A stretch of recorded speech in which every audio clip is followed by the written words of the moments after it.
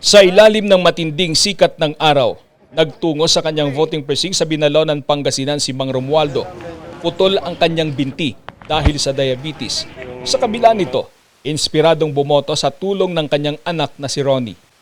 Makalipas ang halos 20 minuto, natapos siyang bumoto.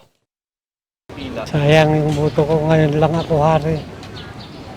Isang araw lang. Naging hari ako. Napapailing naman si Gaspar dahil nagkaaberya ang kanyang pagboto. Ito na po yung baluta ko, tapos nandun na gumagawa na yung resibo yung machine, naubos ko yung laman.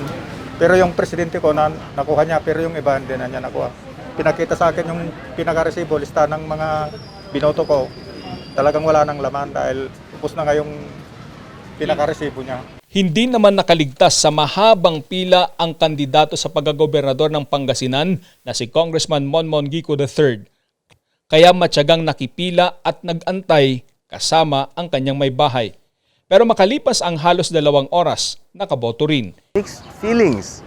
I'm happy and contented that natapos natin yung campaign.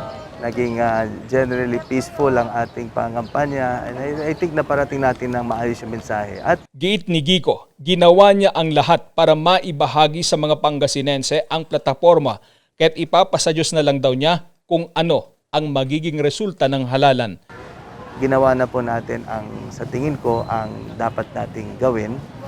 No? So the decision is in the people, and if it's the will of God, I leave it up to Him.